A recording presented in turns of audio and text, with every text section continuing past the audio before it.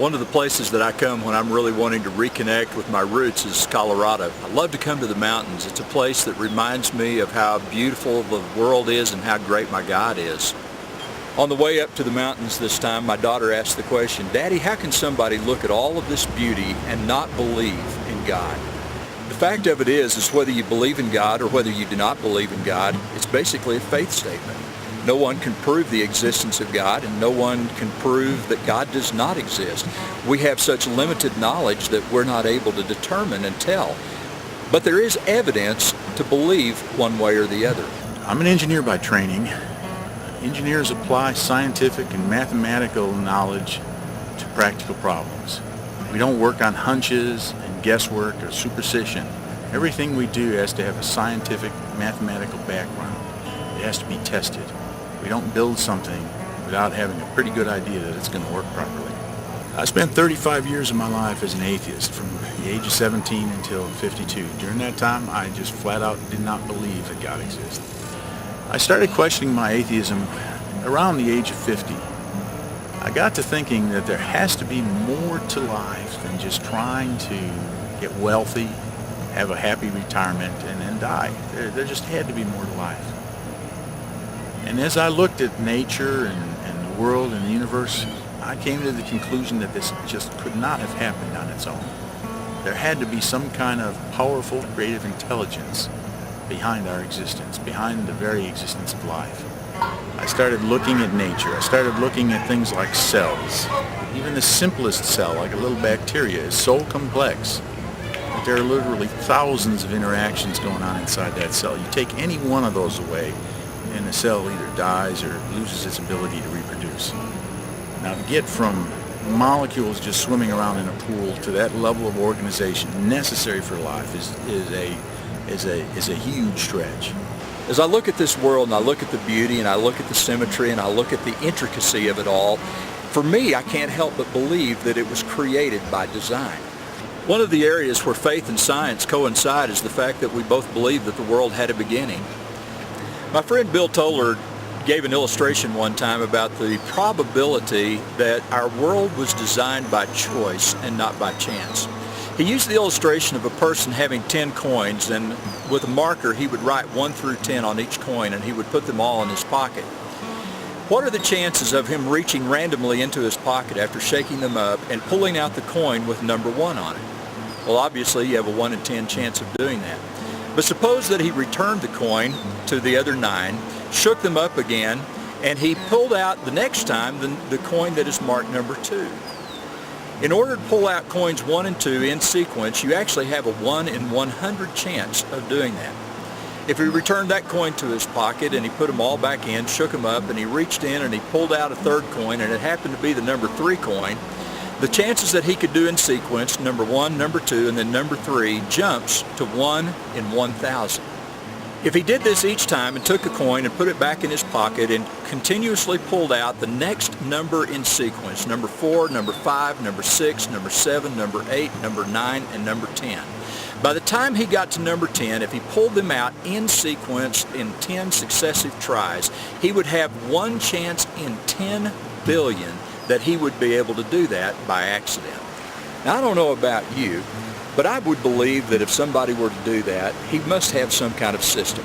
My mind would begin to rebel sometime around coin 3 or 4, and I would think, this guy has a plan. He's doing something by design.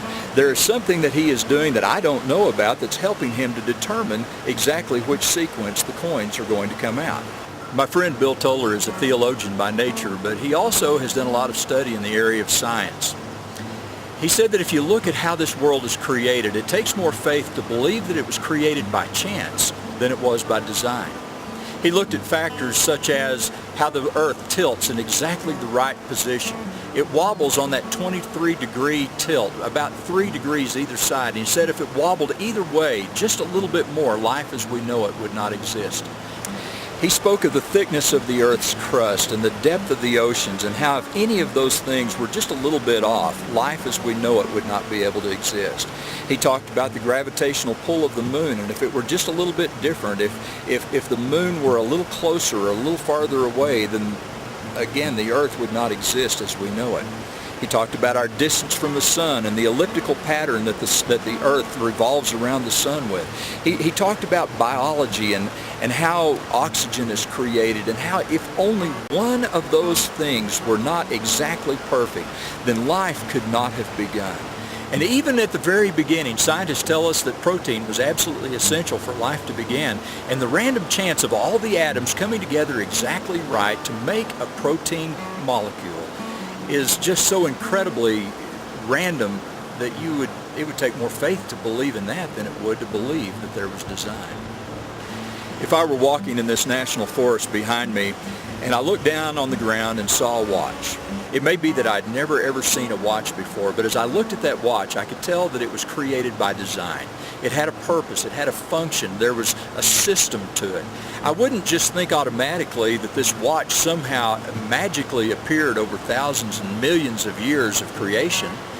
My first thought is to say there has to be a watchmaker. That's the way I look at this world. I look at its intricacies, I look at its beauty, and I say it couldn't have just happened by accident. We didn't get here just by chance. It was by choice. It was by design that there is a creator behind it all who did all of this for us to point to himself and to help us to find him in faith. There's a principle called Occam's razor that basically says that given two choices of an explanation behind something and everything else being equal, it's the simplest that you need to choose.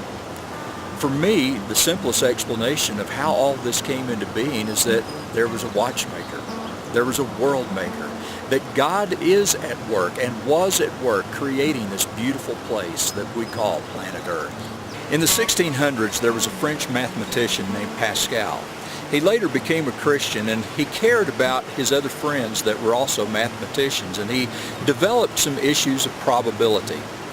One of the things he said is, suppose that I believe in God, but I come to the end of this life and find out that there is no God. Then I've really lost nothing from my belief. On the other hand, if I do not believe in God, and I come to the end of this life and find that there is a God, then I've lost everything. Whether you believe that God exists or you believe that God does not exist, it's a statement of faith.